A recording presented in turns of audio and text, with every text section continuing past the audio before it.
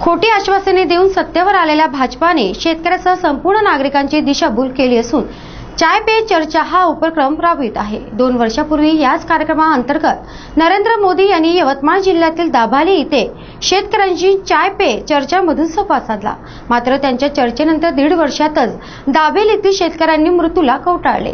त्यामुळे भाजपा सरकारचे हे धोरण शेतकरी हिताचे नसून शेतकरी विरोधी असून भाजप सरकारचे हे अपयश जनतेसमोर आणण्यासाठी चाय पे चर्चा हा कार्यक्रम काँग्रेसच्या वतीने 16 जूनला आर्णी येथे आयोजित करण्यात आलेला आहे, अशी माहिती माजी मंत्री शिवाजीराव मोघे यांनी दिली।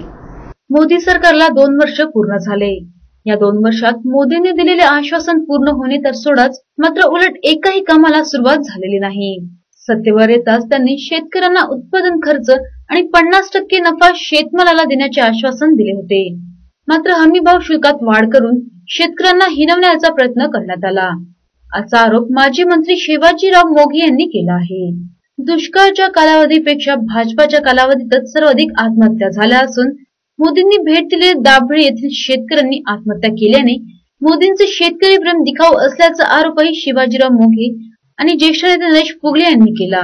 निवडणुकीपूर्वी मोदींनी राज्यात 42 सभा घेतल्या, मात्र आता राज्य दुष्काळात होरपळत असतानाही मोदींनी राज्याचा दौरा करू नये हीच राज्याची खंत आहे, अशी ही टीका त्यांनी यावेळी केली। पंतप्रधान होण्यापूर्वी 2014ला यवतमाळ जिल्ह्यामध्ये आर्णी तालुक्यात आले होते आणि त्यांनी असं आश्वासन दिलं होतं चाय पे चर्चा।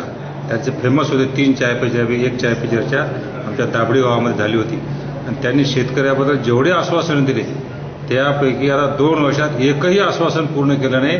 माझा दावा असा आहे की आश्वासन पूर्ण केलंच नाही, पण त्या आश्वासनाच्या बाबतीत साधी सुरुवात सुद्धा केली नाही आणि म्हणून या गंभीर विषयाच्या बाबतीत एक फार मोठं प्रकरण असल्यामुळे या कार्यक्रमाला माननीय दिग्विजय सिंग साहेब जे आमचे महासचिव अखिल भारतीय काँग्रेस कमिटीचे, माजी मुख्यमंत्री आहेत राज बब्बर खासदार, त्यानंतर राष्ट्रीय अध्यक्ष युवक काँग्रेसचे श्री अमरेंद्र सिंग राजा कृपारा, अशा प्रकारचे प्रमुख पाहुणे तिथे येत आहेत आणि कार्यक्रमाचे अध्यक्ष अशोकराव चव्हाण साहेब राहणार आहेत। खोटे बोला पण रेटून बोला ही भाजपाची संस्कृती असल्याची टीका नरेश पुगले यांनी केली। वेकोलीने संपादित केलेल्या जमिनीला योग्य तो मोबदला देण्याचा निर्णय काँग्रेस सरकारने घेतला होता। पडीत जमिनीला 6 लाख रुपये, कोरडवाहू जमिनीला 8 लाख रुपये आणि ओलिताखालील जमिनीला प्रति एकर 10 लाख रुपये देण्याचा निर्णय काँग्रेस सरकारने त्यावेळी घेतला होता। यावेळेस भाजपाचे केंद्रीय राज्यमंत्री यांनी याचे श्रेय घेण्यासाठी धडपड केल्याचे दिसून येत आहे। मात्र मागील 4 वर्षांपासून स्वतःच्या प्रयत्नामुळे जमिनीला सुधारित वाढेदर मिळाल्याचा ढिंडोरा पिटत असल्याची टीकाही ज्येष्ठ नेते व माजी खासदार नरेश पुगले यांनी केंद्रीय मंत्र्यांवर केली। WCL मध्ये कोल बेरिंग एरिया ज्या शेतकऱ्यांच्या जमिनी जात आहे त्यांना पूर्वी 34,000-35,000 रुपये रेट मिळत होता प्रति एकर। आम्ही त्या काळामध्ये 2010 पासून ही मागणी सुरू केली आणि त्या काळामध्ये पृथ्वीराज चव्हाण मुख्यमंत्री होते।